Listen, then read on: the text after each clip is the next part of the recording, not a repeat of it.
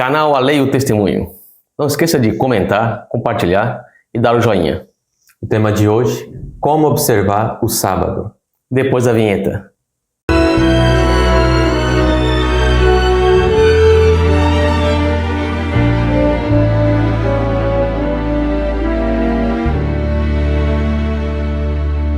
Então já vimos que o sábado é uma verdade presente.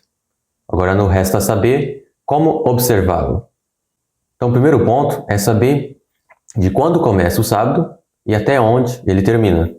Porque nós estamos no Ocidente, né? Nós costumamos observar um dia, ou demarcá-lo, né? De meia-noite a meia-noite. Sim. Porém, os tempos bíblicos não eram assim.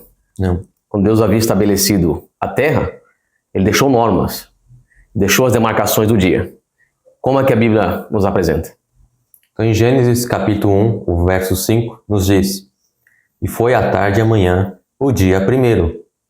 Então vemos que a contagem de Deus para dia é de tarde até amanhã. Esta é a contagem de um dia, não é de meia-noite a meia-noite. Vamos entender então que seria tarde e amanhã. Agora em Marcos, capítulo 1, os versos 29 e o 32. E logo saindo da sinagoga, foram à casa de Simão e André, com Tiago e João. E tendo chegado à tarde, quando já se estava pondo o sol, trouxeram-lhe todos os que se achavam enfermos e os endemoniados. Então vemos aqui que a tarde ela é identificada quando o sol está se pondo. Isso. Agora temos também Marcos, o capítulo 15, o verso 42, que nos diz: E chegada a tarde, ou seja, já estava se pondo o sol, porquanto era o dia da preparação, isto é, a véspera do sábado. Então, o dia da preparação aqui é justamente a sexta-feira, e o sol estava se pondo, ou seja, o sábado logo iria começar. Então nós identificamos que o dia começa ao pôr do sol. Sim. Se ele começa ao pôr do sol, ele deve ir de pôr do sol a Pôr do sol. aí demarca um dia. Justamente. E agora, como explicar nas regiões mais remotas da Terra, onde encontramos o dia polar e até mesmo a noite polar? Encontramos também o sol da meia-noite, né? Sim, Como é que pode se guardar ou observar o sábado numa região desta? sim. Então, vamos entender o que é dia polar e noite polar. Então, a noite polar é a noite que dura mais de 24 horas. Fenômeno que ocorre nas regiões polares, na zona delimitada pelos círculos polares. Ou seja, é no Polo Norte ou no Polo Sul, que é a Antártida. O fenômeno oposto, quando o Sol permanece acima do horizonte por um longo tempo, é chamado de dia polar ou Sol da meia-noite. Interessante que no livro Subtilezas do Erro, na página 177 e 178, nos diz: É possível notar a passagem dos dias durante os meses em que o Sol está acima do horizonte, pelas posições variáveis do Sol, e durante os meses em que o Sol está abaixo do horizonte, pelo vestígio perceptível do crepúsculo vespertino. Então isso nós podemos ver através desse vídeo que está passando na tela. Sim, O sol se elevando, depois baixando. Quando ele baixa, ele chega perto da linha do horizonte ali, é o pôr do sol. Depois ele volta a subir, que aí o dia se reinicia. sim. Mesmo lá dá para se perceber então, nessas regiões, percebemos quando começa e quando termina o dia. Justamente. E agora em Salmos, capítulo 65, o verso 8. Os que habitam nos fins da terra temem os teus sinais. Tu fazes alegres as saídas da manhã e da tarde. Tá aí. O Salmo se referindo justamente às regiões polares. E vemos aqui que, segundo a Bíblia, dessas regiões polares, há a saída da manhã e da tarde. E a observância no sábado. Do sábado, ou seja, há sim pôr do sol nessas regiões, segundo a Bíblia. Vamos falar um pouquinho sobre a palavra lembra-te, que está no mandamento do sábado. E aqui eu leio no Testemunhos Seletos, volume 3, capítulo 2, páginas 11 a 17. O Senhor inicia o quarto mandamento com esta expressão, lembra-te. Previu ele que, em meio a cuidados e perplexidades, o homem seria tentado a eximir-se à responsabilidade de satisfazer todos os reclamos da lei, ou esquecer-se de sua sagrada importância. Por isso diz, lembra-te do dia de sábado para o santificar. Então a gente não há desculpa para nós. Vemos que o sábado é uma verdade presente e nossa obrigação é observá-lo. Agora, aonde começa o sábado, né? Como aplicar este mandamento na sua vida diária? A primeira coisa é o lar. Continuando no Testemunhos Seletos, em tudo quanto se relaciona com a obra de Deus, as primeiras vitórias devem ser alcançadas na vida doméstica. Aí é que deve começar a preparação para o sábado. Durante toda a semana, compete aos pais lembrar que seu lar precisa ser uma escola em que os filhos sejam preparados para o céu. Sejam justas as suas palavras. Expressão alguma que aos filhos não convém ouvir deverá proceder de seus lábios. Seja o espírito mantido livre de toda irritação. Então o lar aqui não deve ter palavras ásperas, né? Sim. Procurar não ter brigas, desavenças, para que possa, dia a dia, as pessoas se acostumando nesse ambiente de paz, para quando chegar no sábado, todos estarem preparados nessa esfera de paz e santidade. Agora, durante a semana, o que deve ser feito? Vamos falar um pouco sobre o poupar forças. Durante a semana, teremos o cuidado de não gastar as energias com trabalho físico a ponto de, no dia em que o Senhor repousou e se restaurou, estarmos fatigados demais para tomar parte no seu culto. Então, não é intemperança. A gente não pode ter intemperança. Mesmo no trabalho. Trabalhar o suficiente para que não percamos todas as energias durante a semana, para que quando chega no sábado estejamos tão exaustos para não irmos ao culto. Louvar a Deus. Justamente. Agora vamos falar um pouco mais sobre o dia da preparação, que é justamente a sexta-feira. Embora a preparação para o sábado deva prosseguir durante toda a semana, a sexta-feira é o dia por excelência da preparação. Na sexta-feira, deverá ficar terminada a preparação para o sábado. Tende o cuidado de pôr toda a roupa em ordem e deixar cozido o que houver para cozer. Escovai os sapatos e tomai vosso banho. É possível deixar tudo preparado se tomar isto como regra. O sábado não deve ser empregado em consertar roupa, cozer o alimento, nem em divertimentos ou quaisquer outras ocupações mundanas. Antes do pôr do sol, ponde de parte todo o trabalho secular. E fazei desaparecer os jornais profanos. Explicai aos filhos esse vosso procedimento, e induzi-os a ajudarem na preparação, a fim de observar o sábado segundo o mandamento. Isto.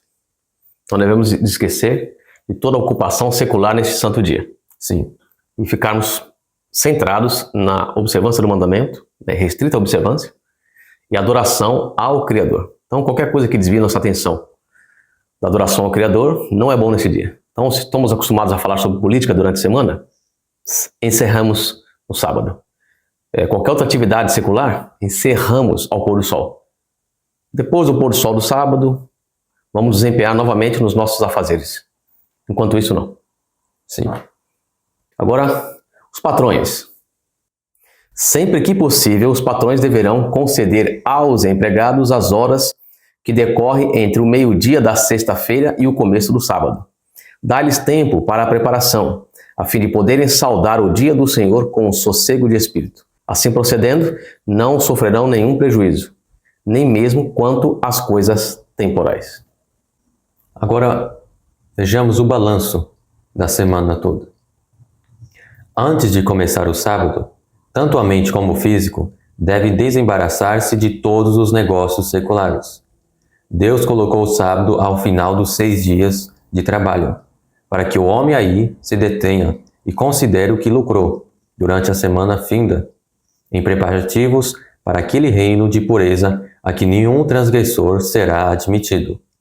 Devemos, cada sábado, fazer um balanço para verificar se a semana finda nos trouxe lucro ou prejuízo espiritual.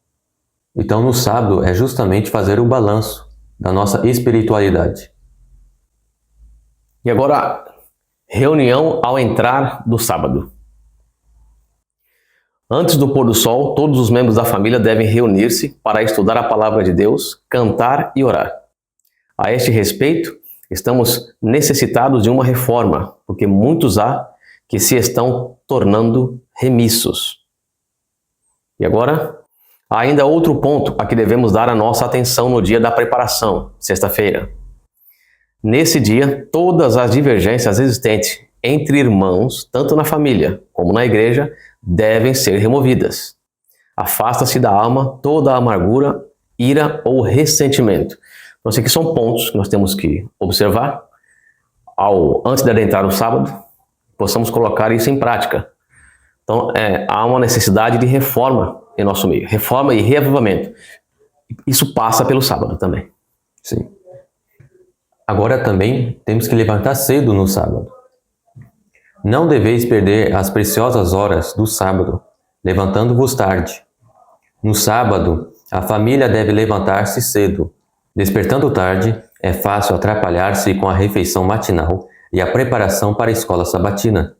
Disso resulta pressa, impaciência e precipitação, dando lugar a que a família se possua de sentimentos impróprios desse dia. Sendo profanado, o sábado torna-se um fardo, e sua aproximação será para ela antes motivo de desagrado do que de regozijo. Então a gente percebe que Deus requer ordem em tudo. Sim. E uma planificação do dia. E agora sobre a alimentação. Não devemos, no sábado, aumentar a quantidade de alimento ou preparar maior variedade do que em outros dias. Ao contrário, a refeição do sábado deve ser mais simples, convindo comer menos do que comumente, a fim de ter o espírito claro e em condições de compreender os temas espirituais. A alimentação em excesso entorpece a mente. Embora deva a gente abster-se de cozinhar aos sábados, não é necessário ingerir a comida fria. Em dias frios, convém aquecer o alimento preparado no dia anterior. As refeições, posto que simples, devem ser apetitosas e atraentes. Trata-se de arranjar qualquer prato especial, que a família não costuma comer todos os dias. Temos também sobre a recreação no dia de sábado. Quando faz bom tempo, deverão os pais sair com os filhos, a passeio pelos campos e matas. Em meio a belas coisas da natureza, expliquem-lhes a razão da instituição do sábado. Descrevam-lhes a grande obra da criação de Deus. Contem-lhes que a terra, quando ele a fez, era bela e sem pecado. Ou seja, o sábado, que é um dia comemorativo da criação, é justamente nesse dia que devemos ensinar aos nossos filhos, a amigos, sobre a obra de Deus. E é justamente junto à criação, à natureza. Sim. E agora, viagem no sábado. Para ir à igreja, que requer a nossa cooperação ou a qual devemos transmitir a mensagem que Deus lhe destina, pode tornar-se necessário viajar no sábado. Mas sempre que possível, devemos, no dia anterior, comprar a passagem e tomar todas as disposições necessárias. Quando empreendermos viagem, devemos esforçar-nos o mais possível por evitar que o dia da chegada ao destino coincida com o sábado. Então, não devemos comprar nada no dia de sábado, nem passagem para a viagem, que procuremos chegar numa terça, quarta ou quinta, para evitarmos atropelos. E agora sobre o findar do sábado. Como praticá-lo? Ao pôr do sol, elevai a voz em oração e cânticos de louvor a Deus, celebrando o findar do sábado e pedindo a assistência do Senhor para os cuidados da nova semana.